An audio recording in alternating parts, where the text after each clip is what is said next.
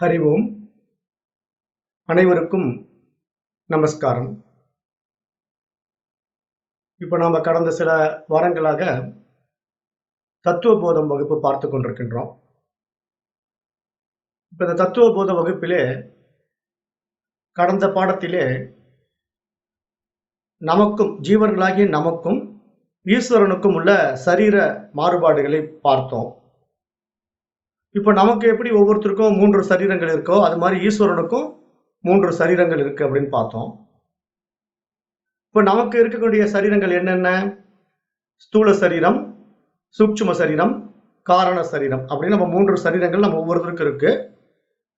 இதுல ஸ்தூல சரீரமாகிய பருவுடலும் சூட்சும சரீரமாகிய நம்முடைய மனமும் உண்டாக வேண்டும் என்றால் அது காரண சரீரத்திலிருந்து தான் உண்டாகின்றன அப்படிங்கிறத பார்த்தோம். அதே மாதிரி ஈஸ்வரனுக்கு 3 சரீரங்கள் இருக்கின்றன. அதை நம்ம எப்படி சொல்றோம் அப்படின்னா, ஏன்னா ஈஸ்வரன் என்பவன் பிரபஞ்சமாக இருக்கிறதுனால, இந்த ஒட்டுமொத்த பிரபஞ்சம் தான் ஈஸ்வரன் என்பதனால, இப்ப ஈஸ்வரன் நம்ம எப்படி சொல்றோம், அவனுடைய உடம்பு எப்படி சொல்றோம் அப்படின்னா, ஸ்தூல பிரபஞ்சம், சூக்கும பிரபஞ்சம், காரண பிரபஞ்சம் அப்படின்ட்டு ஈஸ்வரனுக்கும் அவனுடைய உடம்பை 3 பாகமாக நம்ம பிரிக்கிறோம். அப்படி பிரிக்கும் போது இப்ப நம்முடைய காரண சரீரம் இருக்கு இல்லையா, நம்ம அங்கிருந்து தானே வந்தோம்.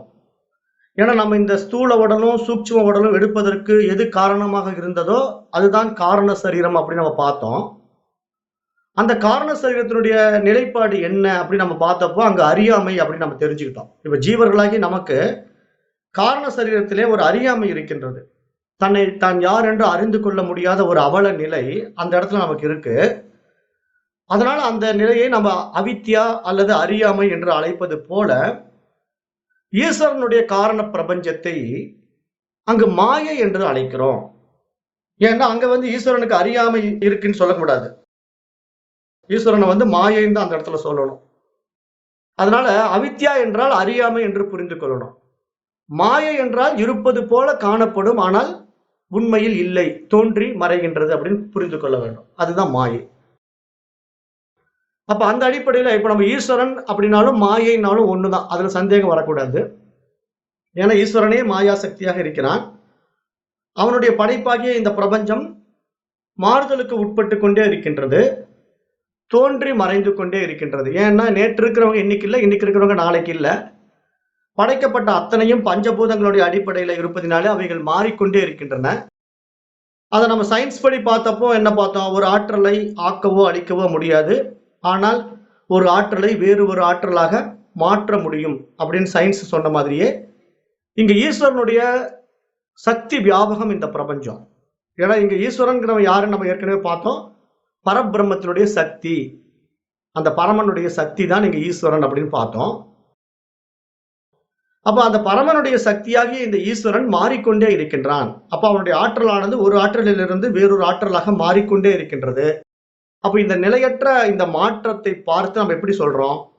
மித்யா என்று சொல்கின்றோம் அல்லது மாயை என்று சொல்கின்றோம். ஏன்னா தோன்றி மறைந்து கொண்டே இருக்கின்றன, நிலையாக இல்லை. ஆகவே இது மாயை அல்லது மித்யா என்று அழைக்கப்படுகின்றது.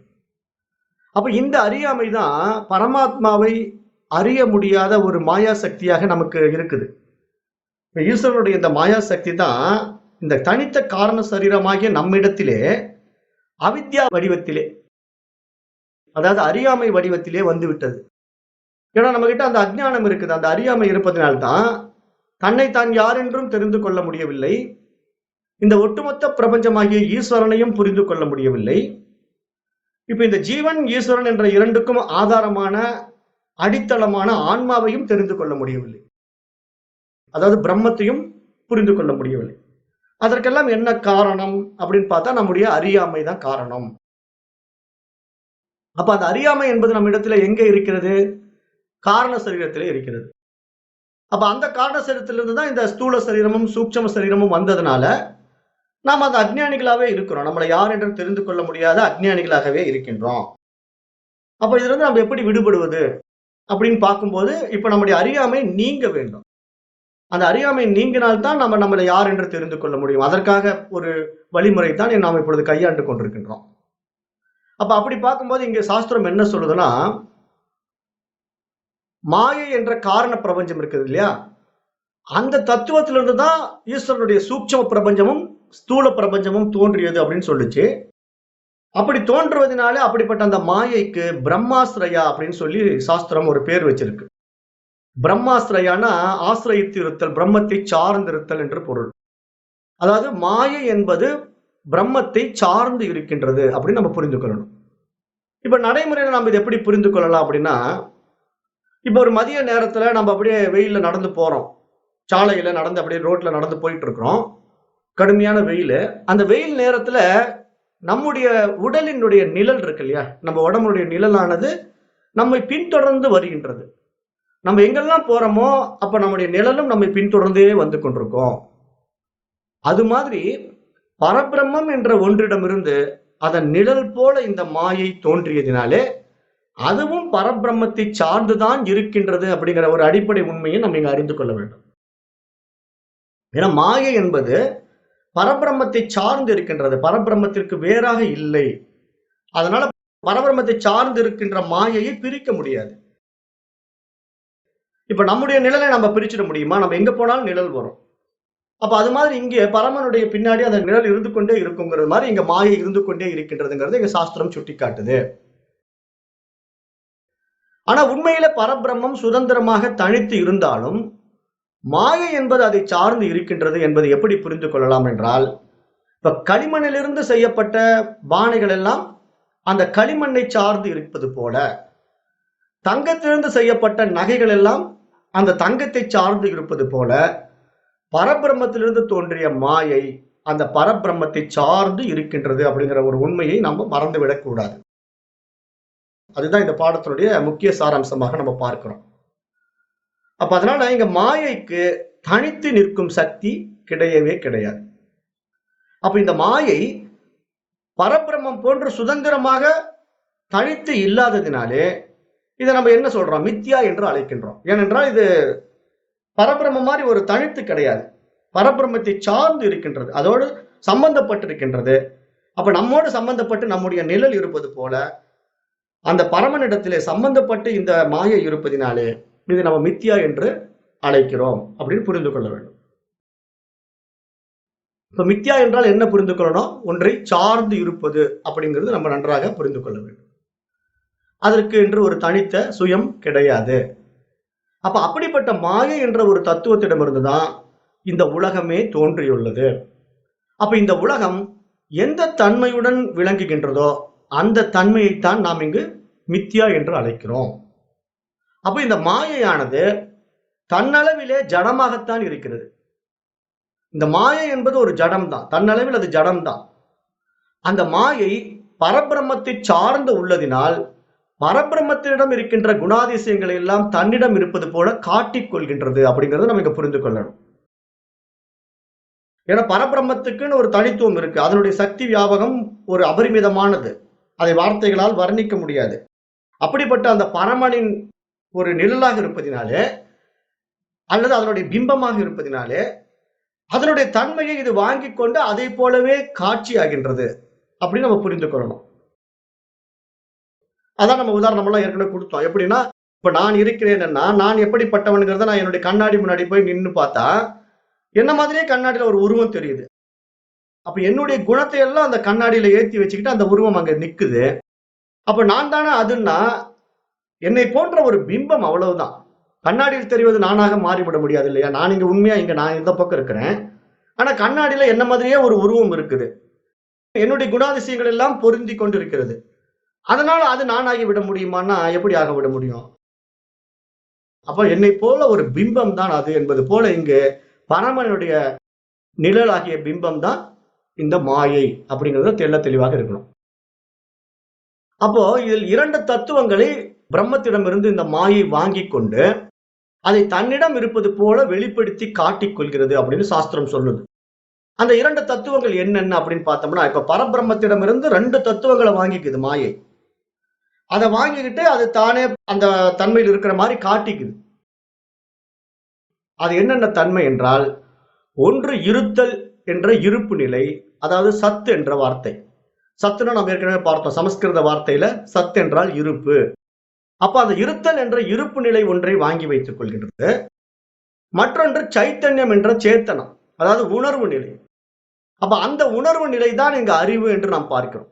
அதைத்தான் இங்க சித்துன்னு சொல்றோம். அப்ப சத் என்ற இருப்பு நிலையிலே சித் என்ற அறிவு நிலையையும் பொருத்தி கொண்டு இங்கு மாயை செயல்பட்டுக் கொண்டிருக்கின்றது. அப்ப இதில் இருத்தல் என்பது பரபிரம்மத்தின் சத் சுரூபம், சேத்தனம் என்பது பரபிரம்மத்தின் சித் சுரூபம் அப்படின்னு நம்ம புரிந்து கொள்ளணும். ஏன்னா சத்து சித்து ஆனந்தம் என்பதுதான் பரமாத்மா. நம்ம ஏற்கனவே பார்த்தோம். அப்ப சத் என்றால் இருப்பு, சித் என்றால் அறிவு. அப்படிங்கும் போது இந்த ரெண்டு அம்சங்களை வைத்துக் கொண்டுதான் இந்த மாயை அந்த பரபிரம்மம் போல அதனுடைய குணாதிசயங்களை தன் மீது ஏற்றி வைத்துக் கொண்டு வெளிப்படுத்தி காட்டிக் கொண்டிருக்கின்றது. அதனால நம்ம என்ன பண்றோம், அதுவே தான் இதுங்கிற மாதிரி நம்ம ஏமாந்து போயிடுறோம். இப்ப நம்ம போய் நம்ம கண்ணாடி முன்னாடி நின்ன உடனே என்னுடைய உருவத்தை பார்த்து நான் தான் அதுன்னு சொல்லி நான் மயங்கி நிக்கிற மாதிரி, இங்க நம்ம மற்ற விஷயங்கள், இந்த அனாத்ம விஷயங்களை பார்த்து அது உண்மை என்று நம்ம மயங்கி நிக்கிறோம்.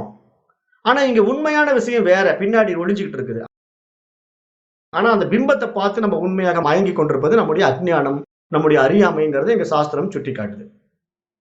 அப்ப இந்த சத்து சித்து ஆகிய இரண்டு குணங்களையும் வாங்கி கொண்டு மாயையானது எப்படி வெளிப்படுத்துகிறது என்றால், சூரியனின் பிரகாசமான ஒளியை ஒரு கண்ணாடி வாங்கி கொண்டு அதை வெளிப்படுத்துகின்ற பொழுது அந்த சூரிய ஒளியை அந்த கண்ணாடி தன்னிடமிருந்து வெளிச்சமாக வெளிப்படுத்துவது போல காட்டிக்கொள்கின்றதுன்னு புரிந்து கொள்ளணும்.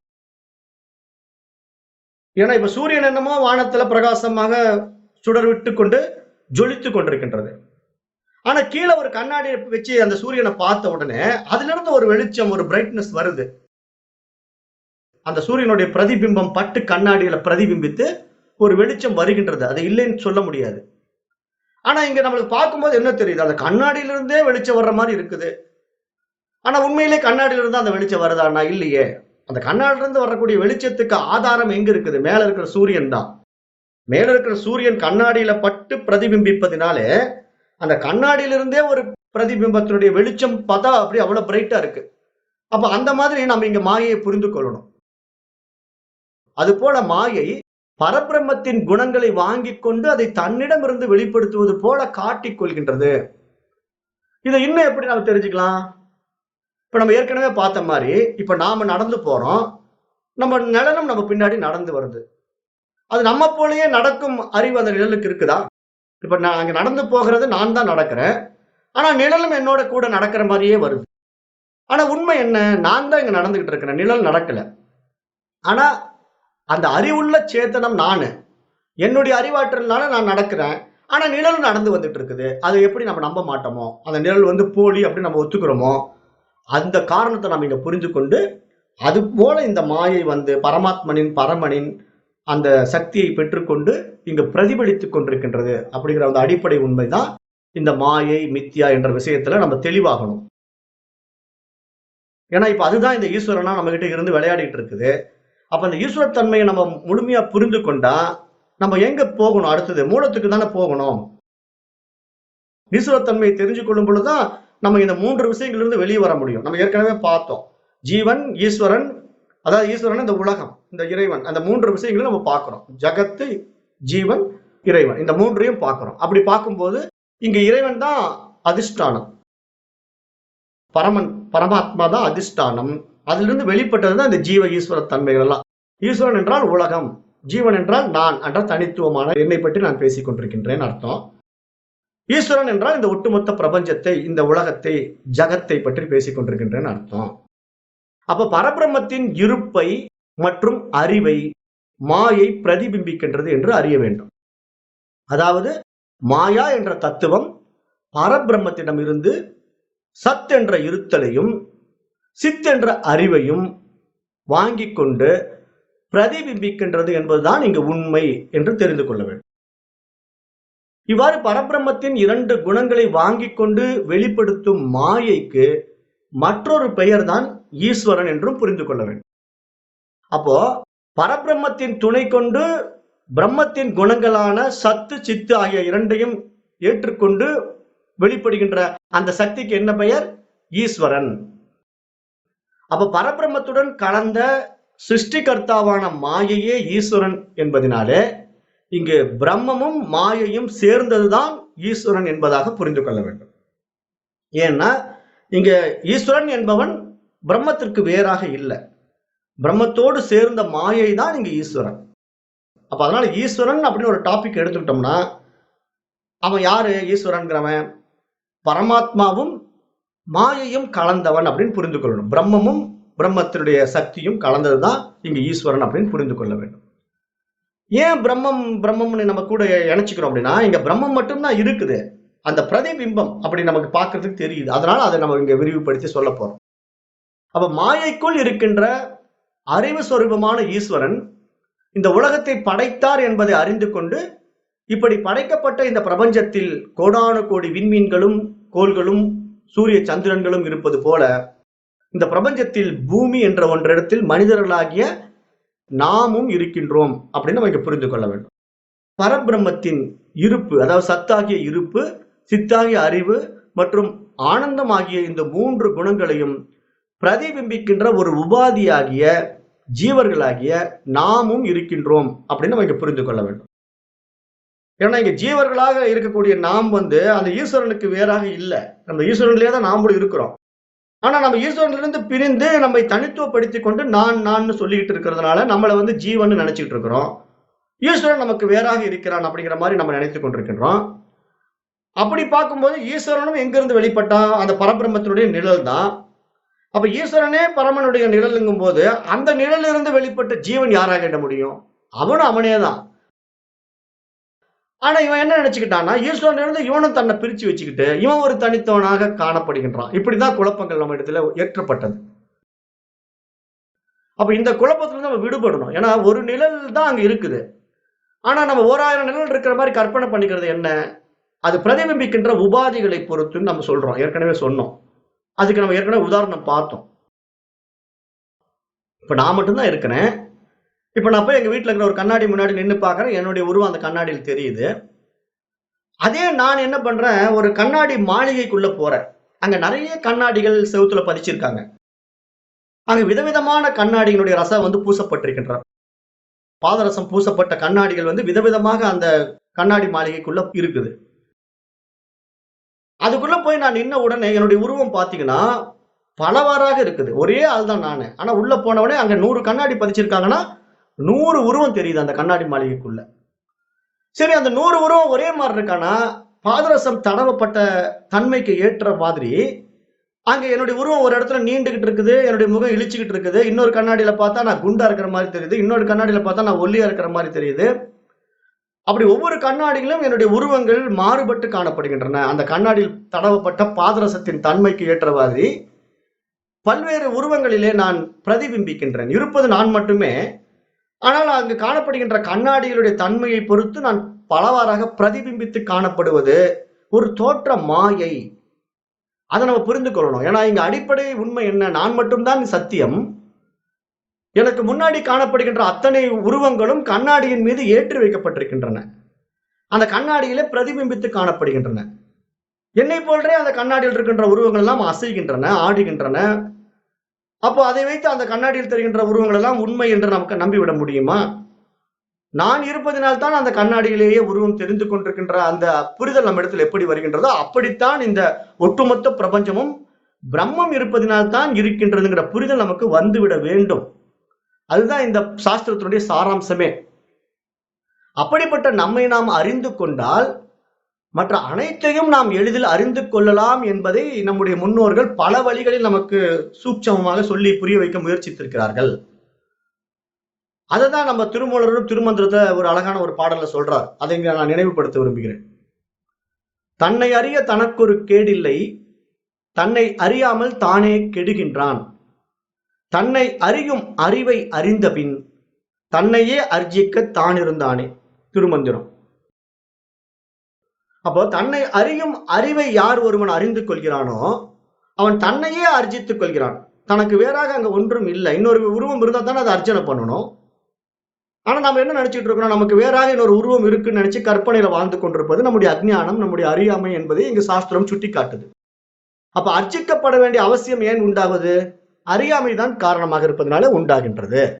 அப்ப அந்த அறியாமை நீங்கினால்தான் நாம் நம்ம யார் என்று தெரிந்து கொள்ள முடியும். அப்படிப்பட்டவன் தான் தன்னை அறிய தனக்கு ஒரு கேடில்லை. தன்னை அறிந்து கொண்டு விட்டால் அவனுக்கு எந்த ஒரு கேடும் வராது. ஆனால் தன்னை அறியாமல் தானே கெடுகின்றான் அப்படிங்கிறாரு திருமூலர். தன்னை அறியாமல் தானே கெடுகின்றான். தன்னை அறியும் அறிவை அறிந்த பின் தன்னை அர்ச்சிக்க தான் இருந்தானேன்னு எவ்வளவு தெளிவா மகான்கள் நமக்கு புரிய வைக்க முயற்சி எடுத்திருக்கிறாங்க. அப்ப இதெல்லாம் நம்ம புரிந்து கொண்டு இதன் அடிப்படையில நாம இந்த ஜீவ பிரம்ம விசாரத்தை நம்ம மேற்கொள்ளணும். அப்ப அதன் அடிப்படையில எங்க மனித ஜீவர்களாகிய நாம் பெற்ற அந்த அறிவின் துணை கொண்டுதான் நம்ம என்ன பண்றோம், நம்மை நாம் யார் என்று தெரிந்து கொள்கிறோம். நம்மிடத்துல பிரகாசிக்கின்ற அந்த சித்தாகிய அறிவின் பிரகாசத்தினால்தான் நான் என்னை யார் என்றே தெரிந்து கொள்ள முடியும். அப்ப என்னுடைய உபாதி எப்படிப்பட்டதாக இருந்தால் நான் தெரிந்து கொள்ள முடியும் என்ற அடிப்படை உண்மையும் இங்கு நாம ஞாபகப்படுத்தி பார்க்கணும். இதுக்கு நான் ஏற்கனவே ஓமானம் எல்லாம் கொடுத்துட்டேன். எப்படி கொடுத்தேன்? இப்ப சூரியன் என்னமோ பிரகாசமாக பிரதிபிம்பித்துக் கொண்டிருக்கின்றது, அது சுயம் பிரகாச ஒளியிலே இருக்கின்றது. அதன் பிரதிபிம்பம் பிரதிபிம்பிக்கின்ற உபாதியாகிய கண்ணாடியை பொறுத்து வெளிச்சம் மாறுபடுகின்றது, அல்லது நீர்நிலைகளை பொறுத்து வெளிச்சம் மாறுபடுகின்றது. இப்ப நம்ம கீழே கண்ணாடியில பூமியில ஒரு கண்ணாடி துண்டு உடைஞ்சு ஒரு 10 துண்டா கிடக்குது. அதுல ஒரு கண்ணாடி துண்டு நல்லா பளபளன்னு இருக்கு, ஒரு 4-5 கண்ணாடி துண்டு எல்லாம் புகை படிஞ்சு இருக்குது, ஒரு 5-6 கண்ணாடி துண்டு மேல பூரா மண்ணு ஏறி கிடக்குது. இப்ப சூரியனுடைய வெளிச்சம் என்னமோ ஒரே மாதிரிதான் அந்த பூமியில இருக்கக்கூடிய கண்ணாடி துண்டு மேல விழுவுது. ஆனா அந்த 10 கண்ணாடி துண்டுல ஒரே ஒரு கண்ணாடி துண்டு பிரகாசமாக அந்த சூரியனுடைய ஒளியை உள்வாங்கி அப்படியே வெளிப்படுத்துது.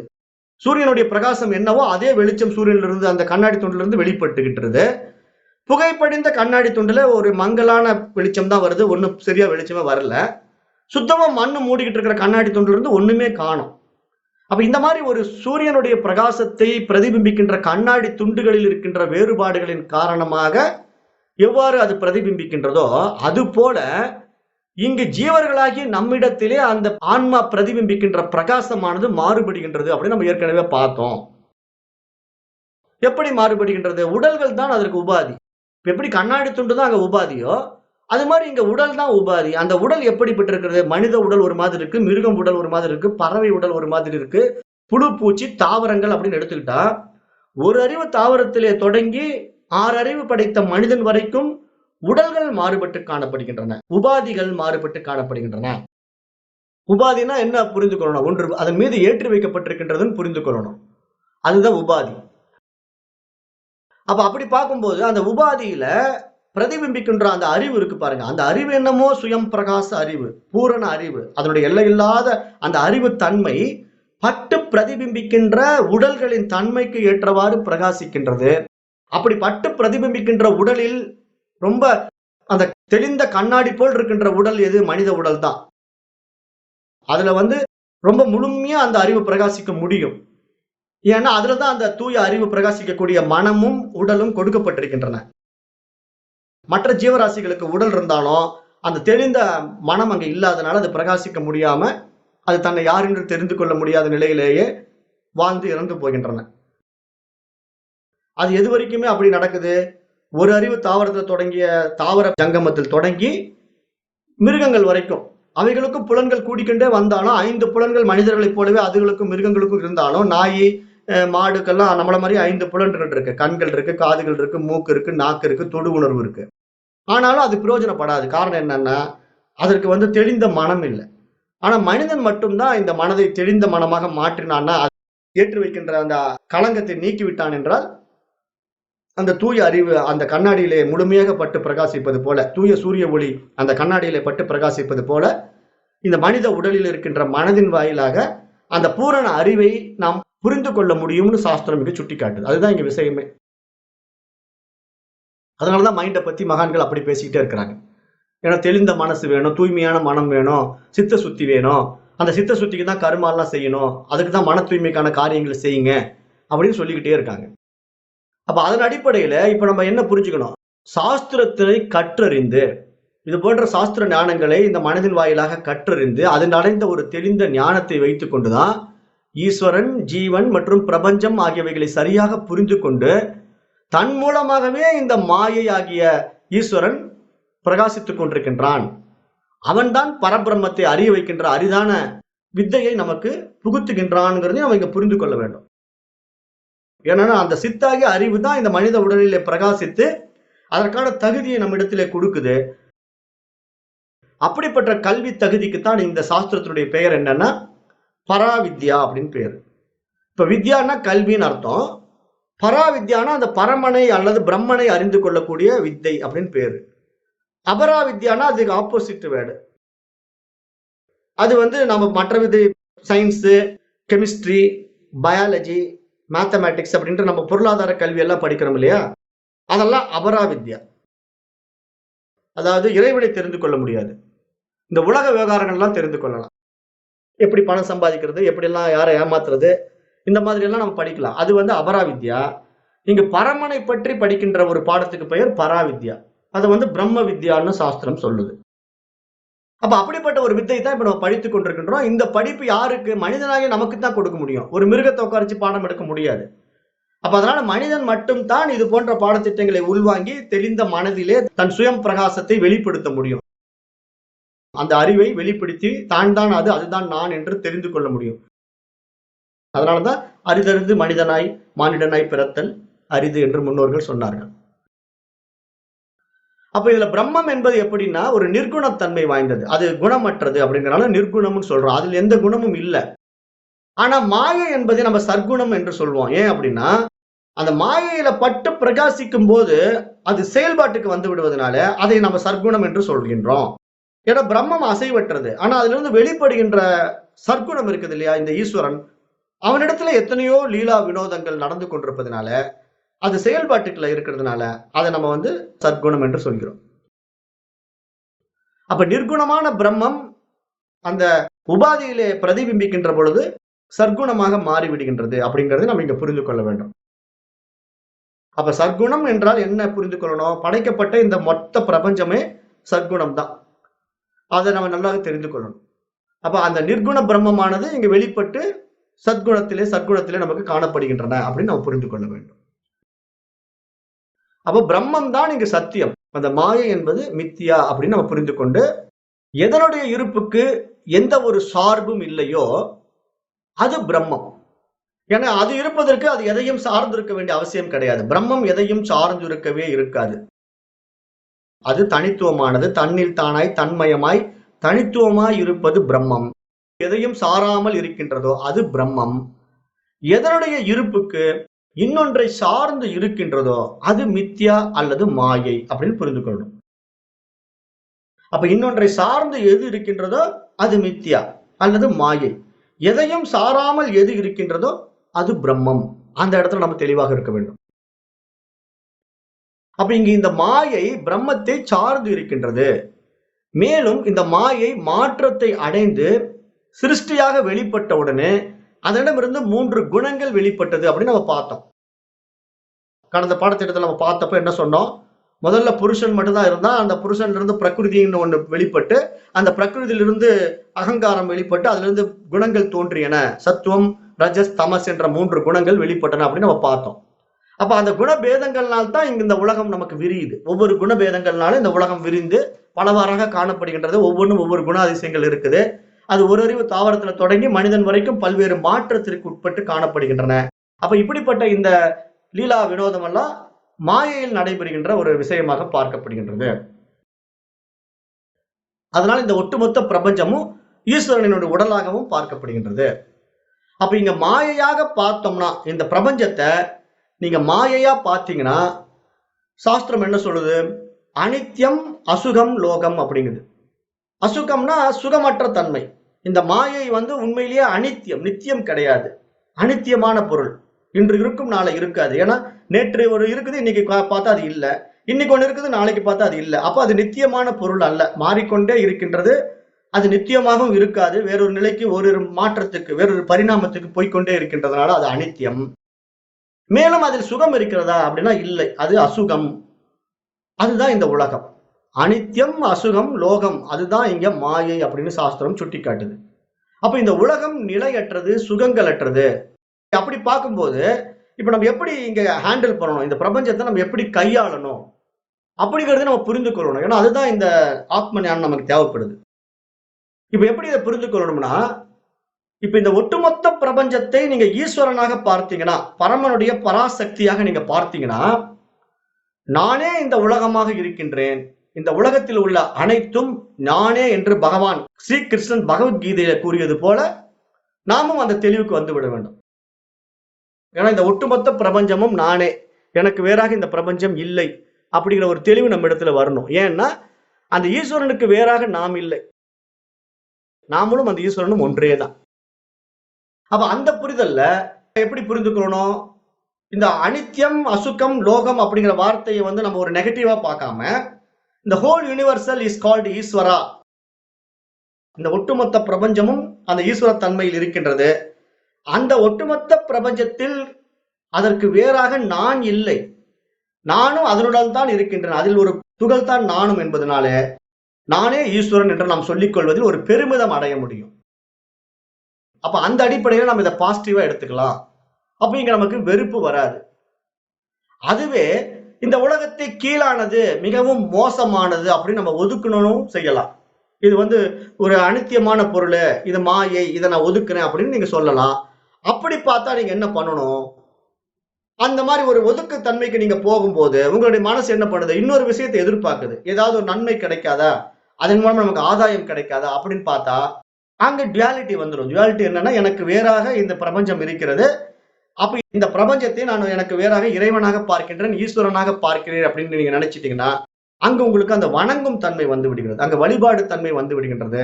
அப்ப நீங்க வேறு, ஈஸ்வரன் வேறுங்கிற அந்த இருமை தன்மையிலே நீங்க என்ன பண்ணணும்? அந்த ஈஸ்வரனை வழிபாடு செய்ய ஆரம்பித்து விடுவீர்கள். அந்த ஒரு தன்மை வந்துவிடும். எப்ப வந்து நானே ஈஸ்வரன் சொல்ல முடியும்? இந்த நிலையற்ற தன்மையை பார்த்து விட்டு, நிலையானது வந்து நான் தான், நான் மட்டும்தான் நிலையானது, அதற்கு வேறாக நான் இல்லைன்னு நம்மளை நான் உணர்ந்து விட்டால் நானே அந்த ஈஸ்வர தன்மைக்குள்ள வந்து விடுவேன். ஆனா அது நிலையற்ற தன்மையை வந்து நான் வெறுக்க ஆரம்பிச்சேன் அப்படின்னா, எனக்கு அந்த வெறுப்பின் காரணமாக என்ன ஆயிடுது? இருமைகள் உண்டாகி, அந்த விருப்ப வெறுப்பின் காரணமாக என்னிடத்திலே இறைவன் என்ற ஒரு புதிய அம்சமாக நான் இந்த உலகத்தை பார்க்கிறேன். அப்போ பிரம்மத்தை நான் ஈஸ்வரனாக பார்த்து வழிபாடு செய்யும் ஒரு நிலைக்கும் போய்விடலாம். அப்ப இதை எப்படி நம்ம புரிந்து கொள்ளணும் அப்படின்னா, இந்த உலகத்தின் மீது அதிகமான ஈர்ப்பு உண்டாகி, அதன் வாயிலாக மோகம் உண்டாகி, ஆசை உண்டாகினால் இதை நம்ம மித்யா என்று ஒதுக்கி விடலாம். ஏன்னா நமக்கு ஈர்க்குது, இந்த உலகம் வந்து நிறைய விஷயங்களை நம்மளுக்கு ஆசை காட்டுது, மயக்குது. அப்ப அந்த இடத்துல நம்ம விழிச்சுக்கணும். ஓ, இந்த ஆசையில போய் நான் மயங்கிட்டேன்னா, நான் இதுல ஈர்ப்பு தன்மையில போய் சிக்கிக்கிட்டேன்னா, நான் இது பின்னாடியே ஓடிக்கிட்டு இருக்கிறேன், என்ன நான் யாரும் தெரிந்து கொள்ளவே முடியாம போயிடுது. ஏன்னா இது உண்மை என்று நினைத்துக் கொண்டு இதில் மயங்கி கொண்டிருக்கின்றேன், இதில் ஈர்க்கப்பட்டு விட்டேன், அதனால் எனக்கு ஆசைகளிலே அலைக்கழிக்கப்பட்டு கொண்டிருக்கின்றேன் புரிந்து கொண்டா அந்த இடத்துல நம்ம கொஞ்சம் விழிச்சுக்கணும். விழிச்சுக்கிட்டு என்ன பண்ணணும்? அப்பதான் இதை வந்து நம்ம மித்யா என்று ஒதுக்க வேண்டும். இது வந்து உண்மை இல்லை, இது சாஸ்வதம் இல்லை, இது சத்தியம் இல்லை என்று நம்ம ஒதுக்கி ஒரு தெளிவுக்கு வந்துடுறோம். இது உண்மையான உலகம் கிடையாது, இது வந்து ஏற்றி வைக்கப்பட்டிருக்கின்றது, ஆன்மாவின் மீது ஏற்றி வைக்கப்பட்டிருக்கின்றது, ஆகவே இது மித்யா என்று நான் புரிந்து கொள்கிறேன்ங்கிற அந்த நம்ம படிச்ச பாடத்திட்டத்தை கொண்டு வந்து அங்க அப்ளை பண்ணணும். அப்போ உங்களுக்கு புரியும். அப்பதான் இந்த உலகம் நிலையற்றது, சாஸ்வதம் கிடையாது என்ற அந்த வெறுப்புத்தன்மை வந்து நமக்கு இது மித்யா என்று புரிந்து கொண்டு ஒரு புரிதலோட இதுல நீங்க இந்த உலகத்தை பார்த்தீங்கன்னா தப்பிச்சுக்குவீங்க. ஆனா ரொம்ப நீங்க டெப்த்ல போய் இது வந்து நிலையற்றது, இது சாஸ்வதம் கிடையாது, அதனால நான் இதை வெறுக்கிறேன் அப்படின்ட்டு இந்த குரோத மனப்பான்மை வந்துருச்சுன்னு வச்சுங்க இந்த உலகத்தின் மேல. அப்ப நீங்க உடனே என்ன பண்ணணும்? கீழே இறங்கி இது ஈஸ்வரனாக பார்க்க வேண்டும். ஈஸ்வரனாக பார்த்து அதன் மீது வழிபாட்டை தொடங்கி விட வேண்டும். ஏன்னா குரோத மனப்பான்மை என்ன பண்ணும்? நான் வேறு ஈஸ்வரன் வேறுங்கிற அந்த பிரிவினையை உண்டாக்கி விடும். அப்புறம் அஜ்ஞானத்திலே நம்ம இன்னும் இன்னும் கீழ்பிறவிக்கு போயிட்டே இருப்போம். அதனால அந்த மாதிரி ஒரு நிலைக்குள்ள போகாம நம்ம என்ன பண்ணலாம்? வழிபாட்டு நிலைக்கு நம்ம போயிடணும். இது ஈஸ்வர தன்மையில் இருக்கு, இந்த பிரபஞ்சமே ஈஸ்வரன், ஆகவே நான் இது வழிபடுகின்றேன்ட்டு நம்ம போகணும். அதனாலதான் நம்ம முன்னோர்கள் வந்து இந்த வழிபாட்டு முறைகள் எல்லாம் கொண்டு வந்தாங்க. ஏன்னா ஒரே அடியா நம்ம இப்படி சொன்னா இப்படி புரிஞ்சுக்கிறாங்க மக்கள், அப்படி சொன்னா அப்படி புரிஞ்சுக்கிறாங்க. ஆனா யாருமே அந்த இருமைகளை பற்றி விசாரித்து அறிந்து, பகுத்தறிந்து அதனுடைய உண்மைத்தன்மையை புரிந்து கொள்ள தயாராக இல்லை. சொல்லிக் கொடுக்கறதை எப்படி புரிஞ்சுக்கிறாங்கன்னா, ஒண்ணு நெகட்டிவா எடுத்துக்கிறாங்க, இல்ல பாசிட்டிவா எடுத்துக்கிறாங்க. 2 விதத்துல மாத்தி மாத்தி எடுத்துக்கிட்டு ஒரே குழப்பவாதிகளாகத்தான் இருக்கிறாங்களே தவிர, அதை எப்படி கையாளணும் அப்படிங்கிற அந்த தனித்துவமான திறமையை வளர்த்துக் கொள்ள தயாராக இல்லை. அதனால வர்ற பிரச்சனைகள் தான் இங்க ஒரே அடியா வெறுப்பு வந்துடுது, இல்ல ஒரே அடியா விருப்பு வந்துடுது. அப்ப அந்த விருப்பு வெறுப்பு தான் நமக்கு என்ன பண்ணுது? விருப்பு வந்த உடனே ஒரு பக்தி மார்க்கத்துல பூந்துக்கிட்டு ஒன்ன புடிச்சுக்கிட்டு விட மாட்டேங்கிறான். ஈஸ்வரா ஈஸ்வரான்ட்டு அதையே கட்டி பிடிச்சுக்கிட்டு இருக்கிறான். அதுல இருந்து வெளிப்பட்டு தன்னை பிரம்மம் என்று அறிந்து கொள்ள தயாராக இல்லை. வெறுப்பு வந்துட்டா என்ன ஆயிடுறான்? கடவுளே இல்லைங்கிறான். 2 விஷயம் தான் பண்றாங்க. ஒண்ணு விருப்பு, இல்லைன்னா வெறுப்பு. ஆனா இந்த விருப்புக்கும் வெறுப்புக்கும் இடையிலே சமநிலையில் மனிதன் இருக்க கற்றுக்கொள்கிறானா, அதான் கஷ்டம். அப்ப பொதுவா நம்முடைய நடைமுறை வாழ்க்கை எப்படி இருக்குதுன்னா, ஒன்று விருப்பம் வைப்போம் அல்லது வெறுப்பு வைப்போம். அப்ப நமக்கு வேண்டியவர்களுடன் ஆசை வைத்து அவர்களுடன் விருப்பமுடன் இருப்போம், அல்லது நமக்கு அவர்கள் வேண்டாதவர்கள் என்று அவர்களை வெறுத்து விரோதம் செய்து கொண்டு சண்டையிட்டு கொண்டிருப்போம். இதைத்தான் நம்ம பண்ணிக்கிட்டு இருக்கோம். அப்ப இங்க நம்முடைய புரிதல் தான் இங்க மிக முக்கியம். நம்ம இடத்துல என்ன இங்க புரிதல் வரணும்னா, நாம் எதனுடனும் பற்று இன்றியும், அதே சமயம் எதனுடனும் வெறுப்பும் இன்றியும், இருமைகள் இல்லாத சமமான மனநிலையில் வாழ்வது என்பது மட்டுமே சாட்சி பாவனையுடன் கூடிய உண்மை நிலை என்பதை அறிந்து கொள்ள வேண்டும். இப்ப நம்ம எப்ப சாட்சியாக மாற முடியும் அப்படின்னா, அந்த விருப்பும் வெறுப்புமற்ற அந்த இருமைகள் எப்பயுமே வரக்கூடாது. அது ஏதாவது ஒரு விஷயத்துல நீங்க வெறுப்பு காட்டுனீங்க, ஏதோ ஒரு விஷயத்துல விருப்பு காட்டுனீங்க அப்படின்னா, அங்கே டுயாலிட்டி இருக்கு, இருமைத்தன்மை இருக்குது. அப்படி இருமைத்தன்மை இருக்கின்றவன் அந்த ஏக இறைவனாக, அந்த சாட்சியாக, அந்த பரமாத்மா தன்மைக்குள்ள போக முடியாது. அதை இங்க சாஸ்திரம் சுட்டி காட்டுது. ஏன்னா ஈஸ்வரத்தன்மை என்பது எப்படி நீ புரிந்து கொண்டாயானால், அந்த ஈஸ்வரனை ஏன் நீ வெறுக்க வேண்டும் என்று நினைக்கிறாய், ஏன் விருப்பு காட்ட வேண்டும் என்று ஓவராக அதை போய் பிடிச்சுக்கிட்டு தொங்கிட்டு இருக்கிற, பக்தி பண்ணிட்டு இருக்கிற, அப்ப ரெண்டும் வேண்டாம். அங்கு இருப்பது என்னுடைய பிரதிபிம்பம் என்பதை நீ தெரிந்து கொள்கின்ற ஞானம் வந்துவிட்டா, இங்கு நடப்பதை எல்லாம் அப்படியே வேடிக்கை பார்க்கக்கூடிய சாட்சி பாவனையில் நம்ம மாறிவிடலாமே தவிர, அதில் போய் நம்ம ரியாக்ட் பண்ணிட்டு இருக்க மாட்டோம். அதற்காக நம்ம பதட்டப்பட மாட்டோம். அந்த மாதிரி விஷயங்களை பார்த்து நம்ம பதற மாட்டோம், பயப்பட மாட்டோம். ஏன்னா அது போலியானது நமக்கு தெரிஞ்சு போயிடுச்சு. அதுதான் நான் உதாரணம் ஏற்கனவே கொடுத்த உதாரணத்தை மீண்டும் நம்ம ஞாபகப்படுத்திக்கலாம். ஒரு கண்ணாடி மாளிகைக்குள்ள நான் போன உடனே அங்க என்னுடைய உருவம் என்னமோ, நான் இந்த பக்கம் இருக்கிறேன், இதுதான் என்னுடைய உண்மை தன்மை, ரியாலிட்டி. ஆனா எனக்கு எதிர்ப்புறமாக இருக்கக்கூடிய அந்த கண்ணாடிகளிலே 100 விதமான கண்ணாடிகளே என்னுடைய 100 விதமான உருவங்கள் விதவிதமாக தெரிந்து கொண்டிருக்கின்றன. ஒண்ணுல குண்டா இருக்குது, ஒண்ணுல ஒல்லியா இருக்குது, ஒண்ணுல இழிச்சுக்கிட்டு இருக்குது, ஒண்ணுல அப்படியே கோணல் மாணலா இருக்குது. அப்ப இதையெல்லாம் பார்த்து நான் பதறுவேனா?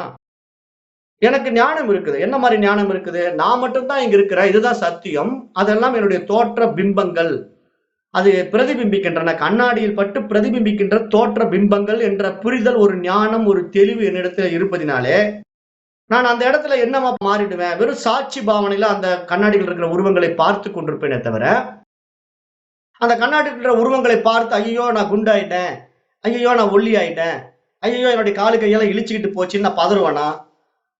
டென்ஷன் ஆவனா? ஏதாவது ரியாக்ட் பண்ணுவேனா? எந்த வேலையும் செய்யாம அழகா அதை ரசிச்சுக்கிட்டு வேடிக்கை பார்த்துக்கிட்டு சாட்சியா நின்றுட்டு இருப்பேன். அப்ப அந்த சாட்சியா நான் நிற்கக்கூடிய தன்மை எப்படி எனக்கு கிடைச்சது அந்த இடத்துல? ஞானம். என்ன ஞானம்? என்னை பற்றிய ஞானம். நான் இந்த பக்கம் உண்மையிலேயே ஒருத்தர் இருக்கிறேன், நான் தான் இங்க சத்தியம். அந்த கண்ணாடிகள் தெரிவதெல்லாம் என்னுடைய பிம்பங்கள் அப்படிங்கிற தெளிந்த அறிவு, தெளிந்த ஞானம் என்னிடத்தில் இருப்பதினாலே அந்த கண்ணாடியில் தெரிகின்ற தோற்ற மாயைகளை கண்டு நான் மயங்க மாட்டேன். ஆனா இங்க ரியல் லைஃப்ல இப்ப நான் சத்தியமான வஸ்து, எப்படிப்பட்டவன் நான் என்று என்னை தெரிந்து கொள்ளாத பிரச்சனையினாலே தான் நான் இந்த உலகத்தை கண்டு மயங்குகின்றேன், அதனால பாதிக்கப்படுகின்றேன், பல பிரச்சனைகளை நான் ஃபேஸ் பண்ணுகின்றேன். அப்ப இதை நம்ம இங்க புரிந்து கொண்டா, இங்க விருப்பு வெறுப்பு என்ற அந்த இருமைத்தன்மைகளை விட்டுவிட்டு நானே அந்த ஏக்க அறிவு, அந்த பரமன் என்று தெரிந்து கொண்டு சாட்சி பாவனையாக மாறிவிட்டா, இந்த உலகத்துல என்ன வேணா நடக்கட்டுமே, அதெல்லாம் தோற்ற மாயைகள், தோன்றி மறைகின்ற பிம்பங்கள், அதுல மாற்றங்கள் வரும் போகும், இன்னைக்கு இருக்கும் நாளைக்கு இருக்காது, இது ஒண்ணு இப்படி பண்ணிட்டு இருக்கோம், நாளைக்கு அப்படி பண்ணோம், இதெல்லாம் அதனுடைய நியதிகள் இருக்குது, அதையே நான் போய் அலட்டிக்கணும், அது ஒரு பிம்பம் தானே அப்படின்னு சொல்லி ஒரு தெளிந்த ஞானத்தில் இருக்கக்கூடிய ஞானிகள் அதில் மயங்க மாட்டார்கள், பதட்டப்பட மாட்டார்கள். அவர்கள் சாட்சியாக நின்று வேடிக்கை பார்த்து கொண்டிருப்பார்கள். அவர்கள் அதுல போய் ரியாக்ட் பண்ண மாட்டாங்க, எதையுமே காட்டிக்க மாட்டாங்க. அப்ப இந்த இடத்துல நமக்கு ஒரு தெளிந்த புரிதல் வரணும். எப்படிப்பட்ட புரிதல் வரணும்னா, இப்ப இந்த உலகம் என்பது ஆன்மாவின் மீது, அறிவின் மீது ஏற்றி வைக்கப்பட்டிருக்கின்ற ஒரு தோற்ற மாயை என்பதை நம்ம புரிந்து கொள்ளணும். அது எப்படி நம்ம தத்துவத்தின் வாயிலாக புரிந்து கொள்ளணும்னா, இந்த சிதாபாசன் அப்படிங்கிற ஒரு வார்த்தையை நம்ம சமஸ்கிருதத்துல கையாளுவோம். ஆபாசன் அப்படின்னா ஒரு பிம்பம், அதாவது ஒரு போலியானதுன்னு அர்த்தம். அப்ப அது ஒரு போலி அறிவு. அதாவது இந்த மனமானது என்ன பண்ணுதுன்னா, ஆன்மாவினுடைய அறிவை பெற்றுக்கொண்டு பிரகாசிக்குது இல்லையா? அப்படி பிரகாசிக்கிற அந்த போலி அறிவுல அது தன்னை மயங்கி கொண்டிருக்குது. நான் தான் அதுங்கிற மாதிரி ஒரு மயக்கத்திலேயே இந்த மனசு ஆடிக்கிட்டு இருக்கிறதுனால அகங்காரமா மாறிடுது. அது மனதினுடைய அகங்காரமா மாறி, இதெல்லாம் நான் செய்கின்றேன், இது என்னாலதான் நடக்குது, அதனாலதான் இந்த பிரச்சனை, இதை நான் செஞ்சதுனால சக்சஸ்ஃபுல்லா செஞ்சுட்டேன், அது அவன் செஞ்சதுனால அவன் சரியா செய்யல, அவனுக்கு அந்த தகுதி இல்லை, எனக்கு தான் அந்த தகுதி இருக்கு, அப்புறம் என்ன மாதிரி ஒரு திறமைசாலி கிடையாது, அவனுக்கு திறமை கம்மி, அப்படி இல்லைன்னா இப்படி எப்படி திருப்பிக்கும், அவன் எல்லாம் பயங்கர திறமைசாலியா இருக்கிறான், எனக்கு திறமையே இல்லை, அவனுக்கெல்லாம் நல்ல அறிவு இருக்குது, எனக்கு அறிவே இல்லை அப்படின்னு ஏதேனும் ஒரு வகையில ஒண்ணு இப்படி மாத்தி புரிஞ்சுக்கும், இல்லை அப்படி மாத்தி புரிஞ்சுக்கும். அப்ப அந்த மயக்கம் என்ன பண்ணுது? நம்மளை உண்மைத்தன்மை யார் என்று காட்டிக் கொடுக்க முடியாத ஒரு அவல நிலையிலேயே வைத்துக் கொண்டிருப்பது ஒரு அஞ்ஞானம், ஒரு அறியாமை என்பதை நம்ம இங்க புரிந்து கொள்ளும் போது, இப்ப நம்ம இந்த இடத்துல சாட்சி பாவனைங்கிறது என்ன? இங்க ஒண்ணுமே இல்ல. அதாவது இங்க நான் மட்டும் தான் இருக்கிறேன். நான் மட்டும் தான் சத்தியம். அப்ப எனக்கு வேறாக தெரிகின்றதெல்லாம் ஒரு தோற்ற மாயை, என்னுடைய பிரதிபிம்பம் அப்படின்னு வந்துட்டா, இங்க நான் என்ன இந்த உலகத்துல போய் பண்ணி நான் மாற்றம் பண்ண போறேன்? ஒண்ணுமே பண்ண முடியாது. எந்த மாற்றத்துக்கும் உள்ள போகவே மாட்டாங்க. மகான்கள், ஞானிகள், யோகிகள் எல்லாம் இந்த உலகத்த அப்படியே சாட்சியா பார்த்துட்டு இருப்பாங்களே தவிர, இதுல எந்த மாற்றத்துக்கும் உட்படுத்த வேண்டிய அவசியம் கிடையாது. எல்லாமே தோன்றி மறையக்கூடிய ஒரு மாய தோற்றம் என்பதனால, இதுல போய் என்ன மாறுதலுக்கு உட்படுத்த முடியும்? ஒண்ணும் பண்ண முடியாது. யாரும் எந்த மாறுதலும் இங்க மாற்றம் நடக்காது. அது நியதிப்படி அது அழகா இயங்கிட்டு இருக்கு. அந்த நியதிக்குள்ள ஒவ்வொன்னும் என்னென்ன பண்ணிட்டு இருக்கோமோ, அந்த காரியத்தை அது பண்ணிக்கிட்டு இருக்கிறோம். அத தெளிந்த ஞானி சாட்சியா வேடிக்கை பார்த்துக்கிட்டு அதுல போய் கலந்துக்க மாட்டான். ஆனா இந்த ஆன்மீகம் இப்ப என்னவாகி போச்சுன்னா, இந்த இடத்துல அதையும் உங்களுக்கு ஞாபகப்படுத்த விரும்புறேன். இப்ப இந்த ஆன்மீகம்ங்கிறது என்ன ஆகி போச்சுன்னா, இது உண்மையை உணர்ந்த தத்துவ ஞானிகள், இந்த உலகம் உண்மை இல்லை என்று தெரிந்ததுனால, அந்த உண்மை இல்லைங்கிற ஒரு விஷயத்தை மட்டும் உலகத்துக்கு எடுத்துக் கொடுப்பார்கள். நீ மட்டும் தான்ப்பா சத்தியம், தத்துவமசி, நீ அதுவாகத்தான் இருக்கின்றாய் என்ற ஒரு மகா வாக்கிய உபதேசத்தை யார் உண்மையிலேயே ஒரு சிஷ்யனுக்கு உபதேசிக்கின்றார்களோ அவர்கள் தான் சத்குரு. அவர்கள் தான் அந்த சத்தியத்தை உபதேசிக்கின்ற குரு. மற்றவர்கள் எல்லாம் இந்த உலகத்துல இது இருக்குது அது இருக்குதுன்னு ஆசை வார்த்தை காட்டி சிஷ்யர்களை வைத்துக் கொண்டு பணம் பறிப்பதற்காகவோ வேறு ஏனும் காரியங்களை செய்து கொண்டிருக்கின்றார்கள் என்றால், அவர்களுக்கு அவரை பற்றியும் தெரியவில்லை, இந்த உலகத்தை பற்றியும் தெரியவில்லை என்பதனாலே அவர்களிடத்திலே போய் சிக்கிக் கொள்பவர்கள் எல்லாம் ஏமாந்து விடுகின்றார்கள். அதனால்தான் ஒவ்வொருத்தரும் இந்த மாதிரி போலி விஷயங்களை வச்சுக்கிட்டு பணம் பறித்துக் கொண்டிருக்கின்றார்கள். இப்ப நான் உங்களுக்கு இறைவனை காட்டி கொடுக்கிறேன், இதுக்கு ஒரு தியானம் இருக்கிறது, இதுக்கு பேர் இந்த விபாசனா அபாசனா அப்படின்னு ஏதோ ஒரு பேரை வச்சுக்கிட்டு அதுக்கு ஒரு 5000 ரூபாய் ஃபீஸ் கட்டுங்க, 10 நாள் கிளாஸ், அதுல நீங்க கலந்துக்குங்க, உங்களுக்கு நான் இந்த பயிற்சியை காட்டி கொடுக்குறேன்னா, என்ன பயிற்சியை காட்டி கொடுக்குதாங்க இன்னொன்னு இல்லையே. இருந்தாதான் நாங்க காட்டி கொடுக்கறதுக்கு. நான் மட்டும் தான் இருக்கிறேன். கண்ணாடியில் தெரிகிற பிம்பம் எல்லாம் மாயை பிம்பங்கள். அதுல போய் என்ன மாற்றத்தை நீங்க பண்ண முடியும்? உண்மையா இருக்கிற என்னிடத்திலே மாற்றம் நிகழ வேண்டுமே தவிர மாயை தோற்றத்துல போய் நீங்க என்ன மாற்றத்தை பண்ணிட முடியும்? அப்ப இந்த தெளிவு நம்ம கிட்ட வராத வரைக்கும் நம்ம என்ன பண்ணுவோம்? எதையோ தேடி ஓடிக்கிட்டே இருப்போம். அதை பண்ணலாம், இதை பண்ணலாம். அந்த குரு கிட்ட போனா அவர் என்னமோ ஒரு புது வித்தியை கற்றுக் கொடுக்குறாராமா, அதை கத்துக்கிட்டு வந்துடலாம். இந்த குரு கிட்ட போனா இவர் என்னமோ புதுசா ஒரு வித்தியை கத்துக் கொடுக்குறா, இங்க போய் கத்துக்கலாம்னு போறதெல்லாம் மனதினுடைய அஞ்ஞானம், அறியாமை தான் காரணம். ஏன்னா இங்க தெளிந்த ஞானம் என்னன்னா, இருப்பது பரமன் மட்டுமே, இறைவன் மட்டுமே, அந்த பிரம்மம் மட்டுமே. அது தூய அறிவு, அது ஆனந்த வெள்ளத்திலே ஒரு இருப்பாக எப்பொழுதும் இருந்து கொண்டிருக்கின்றது, சாஸ்வதமானது, சத்தியமானது. அதுதான் நான் என்று என்னுடைய உண்மை தன்மையை நான் உணர்ந்து கொண்டு விட்டால், மீதி எல்லாம் என்னுடைய பிம்பங்கள் தான், தோன்றி மறையக்கூடிய பிம்பங்கள் அப்படிங்கிற ஒரு நிலைப்பாட்டுல நான் எதை போய் என்ன மாற்றத்துக்கு உட்படுத்த போறேன்? நான் மட்டும் தானே சத்தியம். எனக்கே உண்மையிலேயே உடலும் இல்ல, உருவமும் இல்ல. அதை நான் என்ன போய் பயிற்சி பண்றாங்க? ஒரு பயிற்சி அங்க பண்ண வேண்டியது இல்ல. என்னை நான் உணர்ந்து கொண்டு விட்டால் என்னுடைய உண்மை தன்மை என்னிடத்திலே பிரகாசித்துக் கொண்டிருக்கும். என்னுடைய பிரகாசத்தில் வெளிப்பட்டதுதான் இந்த ஒட்டுமொத்த பிரபஞ்சம். அப்ப நான் இருப்பதனால்தான் இந்த யூனிவர்சலே இருக்கு. நான் இருப்பதனால்தான் இந்த பிரபஞ்சத்துல இத்தனை பொருள்களும் என் முன்னாடி தோன்றி கொண்டிருக்கின்றன. இது மாதிரி விஷயங்கள் எனக்குள்ளே நான் எப்பொழுது முழுமையாக புரிந்து கொள்கின்றேனோ, அப்ப என்னுடைய பிம்பங்கள் பிரகாசித்துக் கொண்டிருப்பது எப்படின்னா, எதிரில் இருக்கக்கூடிய ஒரு கண்ணாடியில பிரகாசிப்பது போல இங்க மனதில் பிரகாசித்துக் கொண்டிருக்கின்ற ஒரு அடிப்படை உண்மையை அறிஞன் ஞானி தெரிந்து கொள்கிறான், அஞ்ஞானி தெரிந்து கொள்ள மாட்டான். அப்ப ஞானிக்கு இங்க தெரிஞ்சிடும். என்ன தெரிஞ்சிடும்னா, இந்த உடல்ங்கிற உபாதியில இந்த மனதில் பட்டு அந்த சித்து பிரகாசித்துக் கொண்டிருக்கின்றது. அப்படி சித்து பிரகாசிப்பதனால அதனுடைய பிரகாசத்தன்மை பலவாறாக வெளிப்பட்டு பிரதிபிம்பிப்பதனால இந்த உலகம் விரிகிறது. அப்ப இந்த உலக விரிவுக்கு உண்மை என்ன? பிரம்மம் மட்டும்தான் இருக்கிறது. அந்த பிரம்மத்திற்கு வேறாக விதவிதமாக காணும் காட்சிகள் எல்லாம் மனதின் மாயா விளையாட்டு, பதிக்கப்பட்ட கண்ணாடிகளுடைய தோற்றங்கள். அதாவது விதவிதமான பாதரசம் தடவப்பட்ட கண்ணாடிகளில விதவிதமான உருவங்கள் தெரிவது போல விதவிதமான எண்ணங்களை ஏற்றி வைத்துக் கொண்ட மனம் விதவிதமான வாழ்க்கையை வாழ்வதை பார்க்கின்றது, விதவிதமான மனிதர்களை பார்க்கின்றது. ஆனால் இந்த மாதிரி தோன்றி மறைகின்ற இந்த மனித கூட்டங்களும் இந்த பிரபஞ்சமும், இந்த பிரபஞ்சத்திலே காணுகின்ற கோடானு கோடி கோள்களும் விண்மீன்களும் எத்தனை விஷயங்கள் இருந்தாலும் சரி, எல்லாம் தோன்றி மறையக்கூடியவைகள், தோற்ற மாயைகள். ஆனால் இதையெல்லாம் எப்படி பிரகாசித்துக் கொண்டிருப்பது? நான் இருப்பதனால் தான் பிரகாசித்துக் கொண்டிருக்கின்றது. என்னுடைய பிம்பங்கள் இப்படி கண்ணாடியில் பட்டு தெரித்துக் கொண்டிருக்கின்றன, பலவாறாக தெரித்துக் கொண்டிருக்கின்றன. பலவிதமான உருவங்கள் மாறி மாறி காணப்படலாம். ஆனால் அந்த உருவங்கள் எல்லாம் என்னுடையது கிடையாது. ஏன்னா நான் இங்க நிற்பது என்னுடைய சுயத்துல நான் நின்றுட்டு இருக்கிறேன்.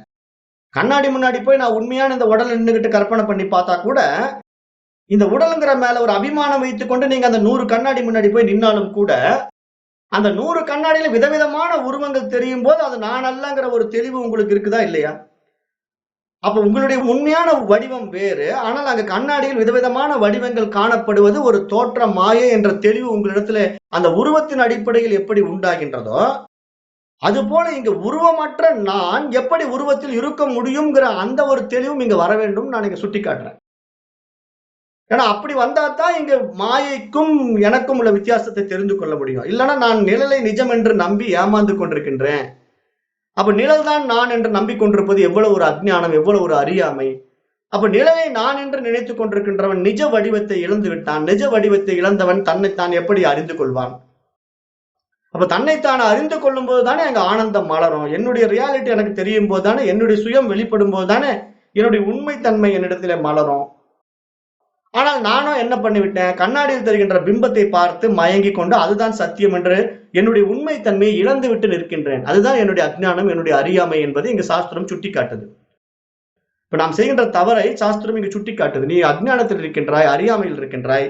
நீ எப்பொழுது உன்னுடைய உண்மைத்தன்மையை உணர்ந்து கொள்கின்றாயோ அப்பொழுது உனக்கு வேறாக தெரிகின்ற அத்தனையும் உன்னுடைய பிரதிபிம்பமாக உன்னுடைய அறிவில் பிரகாசிக்கின்ற பிரதிபிம்பங்கள் தானே தவிர, அதில் போய் நீ ஏன் மாற்றத்தை உட்படுத்த விரும்புகிறாய்? அதுல என்ன செய்து நீ மாற்றத்தை உட்படுத்தி விட முடியும்?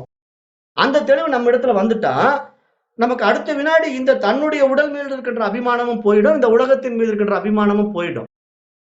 அப்ப எப்பொழுது இந்த உடலும் என்னுடைய இந்த தனித்துவமான உடலும் இந்த ஒட்டுமொத்த ஈஸ்வர உடலும் உண்மை அல்லங்கிற அந்த உண்மைத்தன்மை எனக்கு புரிகின்றதோ, அப்பொழுது இந்த உலகம் மறைந்து விடும். நான் மட்டும்தான் இருப்பது எனக்கு தெரிந்துவிடும்.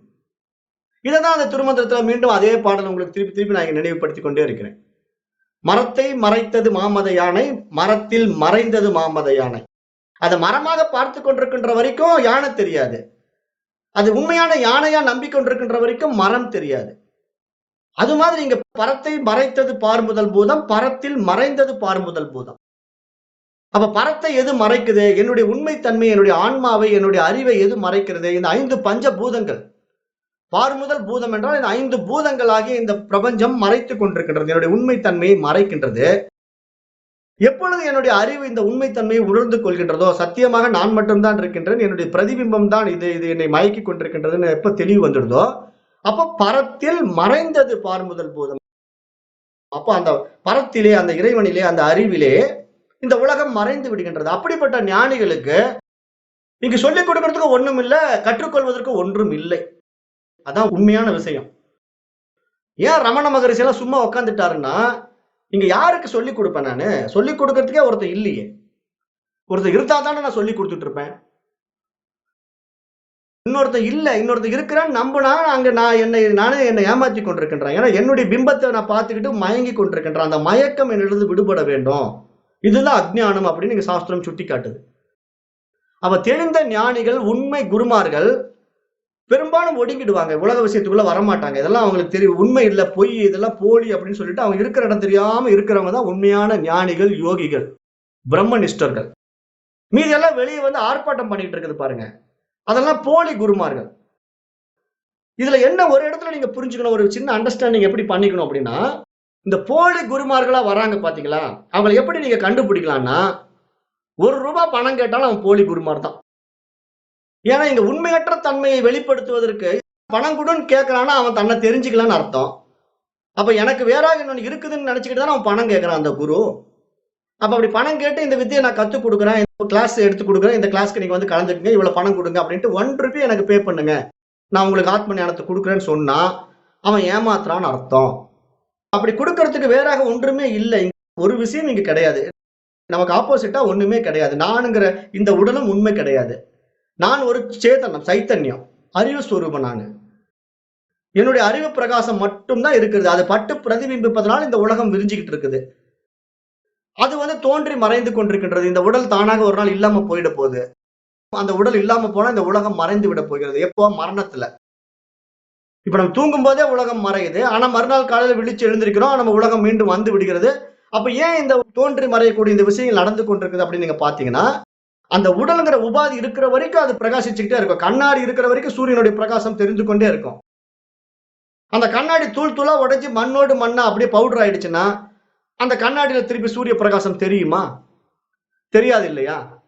அது மாதிரி இங்க இந்த உடல் இருக்கிற வரைக்கும் இந்த உலகம் தெரிந்து கொண்டிருக்கும். இந்த உடல் வந்து ஒரு இருப்பை இழந்து விட்டால், அதாவது தன்னுடைய சக்தியை இழந்து விட்டால், இந்த உலகம் இல்லாம தான் போக போகுது. இதுதான் முதுமை வரைக்கும் போயிட்டு இருக்கு. உடலினுடைய மாற்றங்கள் எல்லாம் நம்ம பார்த்தோம். கொஞ்சம் கொஞ்சமா இது வந்து பிறக்கும், அம்மாவுடைய கருவுல இருக்கும், அப்புறம் பிறக்கும், வளரும், அப்புறம் தேயும், அப்புறம் அழிந்து விடும். அப்ப இந்த ப்ராசஸ் நடந்து முடிஞ்சு ஒரு காலத்துல இந்த உடல் நம்ம விட்டு போயிட போகுது. உடல் போய்விட்டால் இந்த உலகம் இல்லாம தான் போக போகுது. அப்ப உற்றார் உறவினர்கள் தெரியாது, ஊரும் சதமல்ல, எதுவுமே சதமல்லன்னு பட்டினத்தார் பாடின மாரி. எதுவுமே நிரந்தரம் அல்ல, எல்லாம் காணாம போயிடும். அப்ப இந்த உலகம், ஒட்டுமொத்த உலகம் காணாம போயிடுது, மனைவி மக்கள் காணாம போயிடுது, பேங்க் பேலன்ஸ் காணாம போயிடுது. எல்லாம் என்ன என்ன நான் எதையெல்லாம் புடிச்சுக்கிட்டு இருந்தனோ அத்தனை என்னுடைய மரணத்துல காணாம போயிடும். அப்ப நான் யார்? நான் இந்த உடலா? நான் இந்த மனமா? அப்ப நான் எங்கிருந்து வந்தேன்? அப்ப நான் வந்து இப்போ இதுவரைக்கும் நான் பார்த்துட்டு இருந்த உலகம்லாம் எங்க போச்சு? அப்ப அதுக்கப்புறம் நான் யாருன்னு ஆராய்ச்சி பண்ணி நான் தெரிஞ்சுக்க முடியுமா? நான் வாழும் காலத்திலே என்னை நான் தெரிந்து கொள்ள தயாராக இல்லை. மரணத்துக்கு பின்னாடி நான் என்னை தெரிந்து கொள்ள முடியுமா? முடியாது. ஏன்னா திருப்பி அது இருளுக்கு போயிட போகுது. அஞ்ஞானத்துக்குள்ள போய் திருப்பி அந்த காரணத்தேகத்துல போய் அந்த மனசு ஒடுங்கிக்க போகுது. மீண்டும் அஞ்ஞானத்துல அவித்தை நிலையில தான், அறியாமையில தான் அந்த மனசு இருக்க போகுது.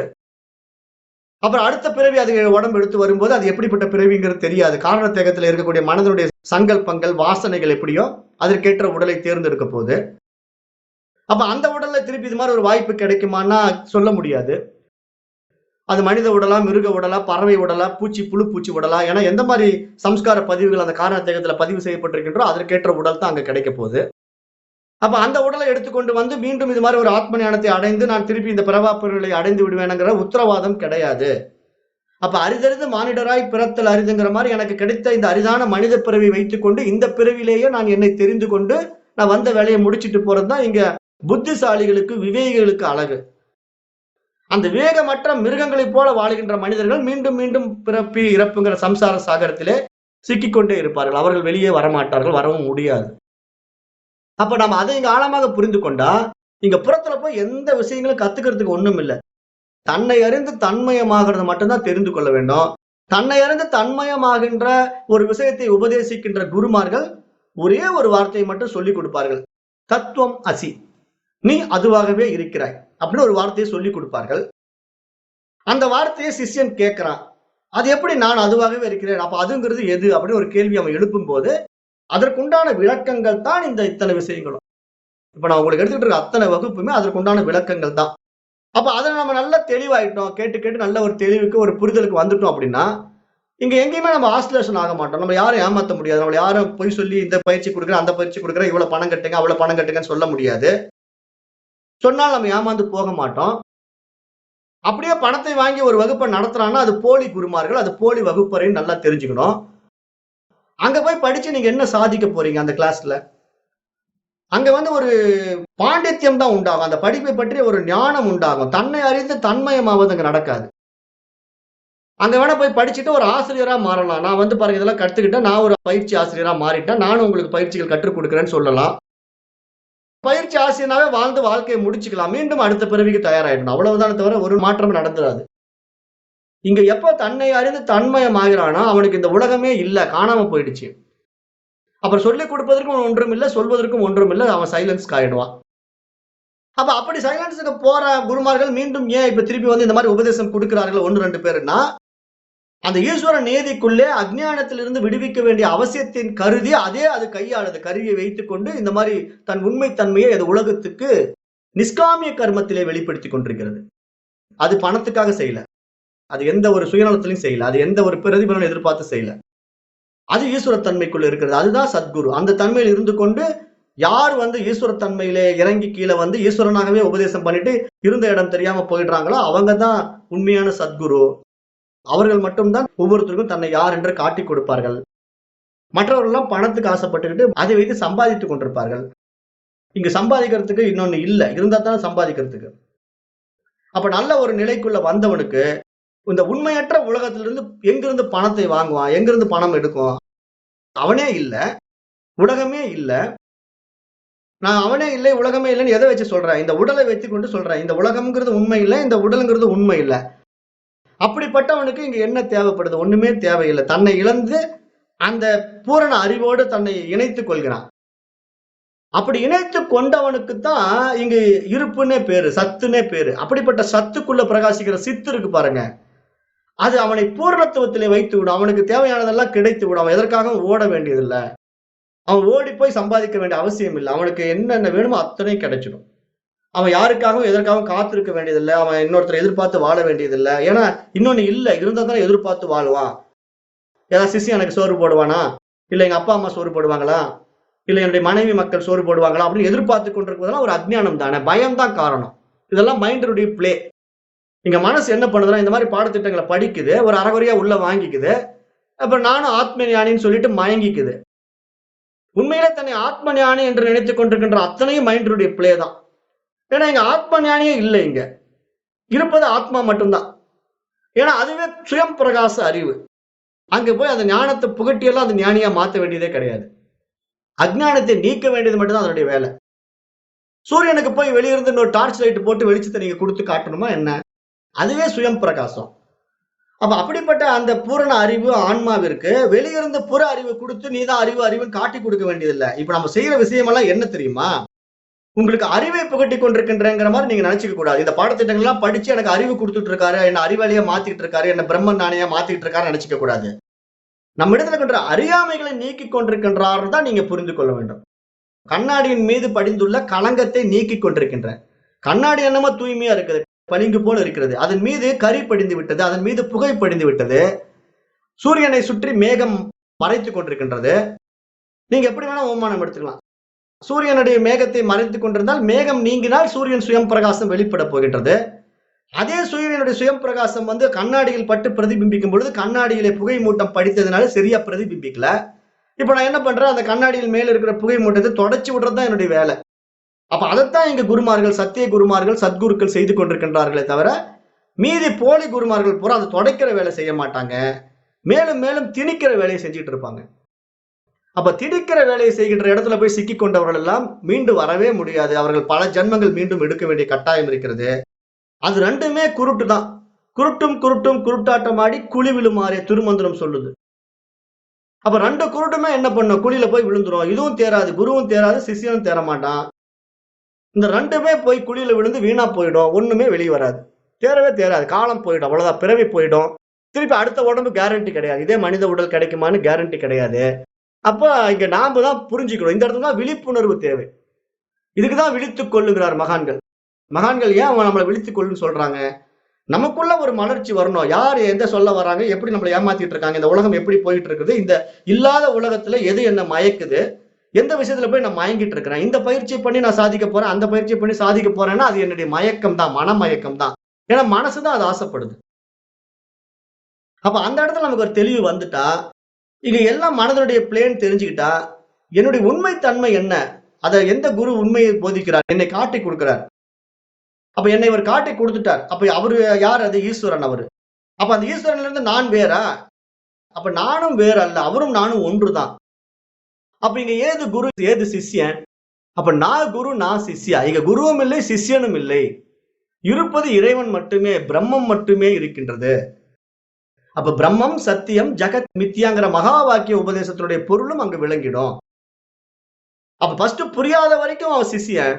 புரிந்து விட்டால் அவனுக்கு வேறாக குருவும் இல்லை பிரம்மமும் இல்லை. ஏன்னா குருவே பிரம்மம். குருர் பிரம்மா குருர் விஷ்ணு குருர் தேவோ மகேஸ்வரஹா, குரு சாட்சாத் பரபிரம்மா. அப்ப நம்ம என்ன புரிந்து கொள்ளணும், அந்த சாட்சாத் பரபிரம்மே தான் இங்க குரு. அப்ப அவரே என்னை எனக்கு காட்டி கொடுத்து விட்டார். அப்ப அவரே தான் நான், நானே தான் அவர். அப்புறம் எனக்கு வேறாக இங்க ஒன்றுமே இல்லை. ஏன் அவர் கீழே இறங்கி வந்தார்? என் மீது பிரதிபிம்பிக்கின்ற அந்த பிம்பம் தோற்ற மாயை. உண்மையில் நீ இப்படிப்பட்டவன். நீ இந்த பக்கம் இருக்கிற, கண்ணாடிக்கு இந்த பக்கம் நீ இருக்கிற, நீ தெரியாம கண்ணாடியில் இருக்கிற உருவத்தை நான் நம்பிக்கொண்டிருக்கின்ற அந்த அஜ்ஞானம் உன்னிடத்தில் நீங்க வேண்டும் என்பதற்காக அந்த குருவாக அந்த பிரம்மம் இறங்கி வருது. ஈஸ்வரனாக அந்த பிரம்மம் இறங்கி வந்து தன்னை காட்டி கொடுக்குது. அப்ப தன்னைத்தானே அது அறிந்து கொள்கிறது என்றுதான் சொல்ல வேண்டும். தன்னை காட்டி கொடுக்குது கூட அங்க சொல்லக்கூடாது. அந்த பரமனே தன்னைத்தானே அறிந்து கொள்கிறான்.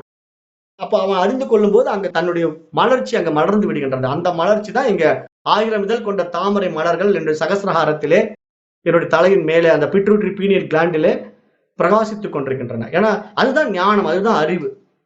அதாவது சுயம் பிரகாச அறிவு. என்னை பற்றி நான் தெரிந்து கொண்ட என்னுடைய உண்மை தன்மை அது. அப்ப அப்படிப்பட்ட ஒரு ஆனந்த நிலையில எனக்கு என்ன வேணும்? ஒண்ணுமே வேண்டாம். நான் மட்டும்தான் இருக்கிறேன். என்னுடைய படைப்பு இந்த பிரபஞ்சம். அதெல்லாம் போலின்னு எனக்கு தெரியும். அதுல போய் நான் இது வேணும், அது வேணும்னு கேட்டு மயங்குவேனா? எனக்கு பொருளாதாரம் வேணும், எனக்கு பணம் குடுங்க. எனக்கு சாப்பாடு வேணும், சாப்பாடு போடுங்கன்னுலாம் கேட்டுட்டு இருப்பேனா? அப்படிலாம் நான் கேட்கிறேன்னாலே, நான் எதுல மாட்டிக்கிட்டு இருக்கேன்னு அர்த்தம்? பாடி மைண்டுக்குள்ள சிக்கிக்கிட்டு இருக்கேன்னு அர்த்தம். அப்ப எப்ப நான் பிரம்மமா மாறுவேன்? என்னைக்குமே மாற மாட்டேன்.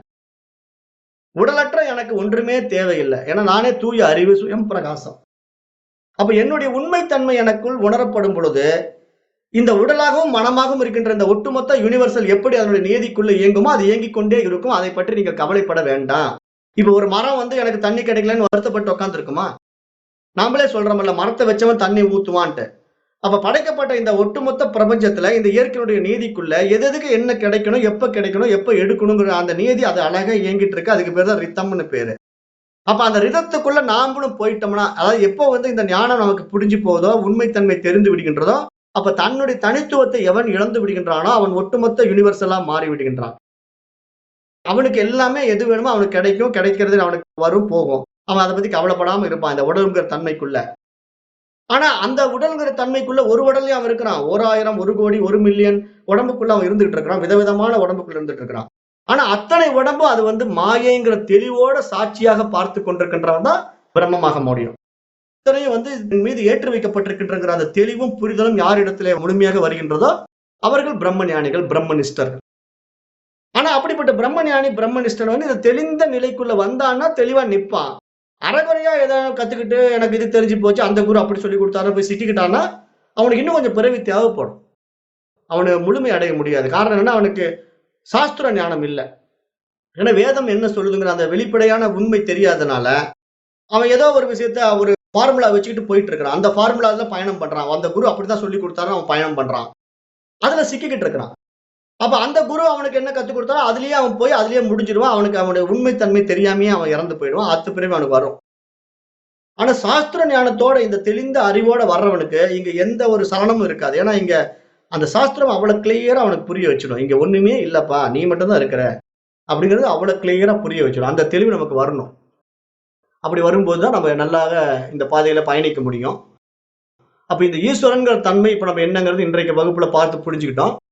அப்புறம் மேலும் இந்த 24 தத்துவங்கள் வழியா இந்த ஈஸ்வரன் எப்படி வெளிப்பட்டு, மீண்டும் அந்த சங்கல்ப நிவர்த்தியா இந்த மனம் எப்படி வெளிப்பட்டு எல்லாமே பஞ்சீகர நிலையில இந்த பிரபஞ்சம் மீண்டும் வந்ததுங்கிறதெல்லாம் நாளைக்கு வகுப்புல இன்னும் கொஞ்சம் தெளிவா பார்த்துட்டு போகும். சப்ஜெக்ட் இன்னும் கொஞ்சம் விரிவா போய் நம்முடைய உடம்பெல்லாம் தனித்தனியா காட்டி கொடுத்து, இன்னும் நம்மள ஒரு தெளிவுபடுத்தும். அதை நாளை வகுப்புல பார்க்கலாம். இன்றைய வகுப்பை நான் இத்துடன் நிறைவு செய்கின்றேன். நன்றி. ஓம் தத் சத்.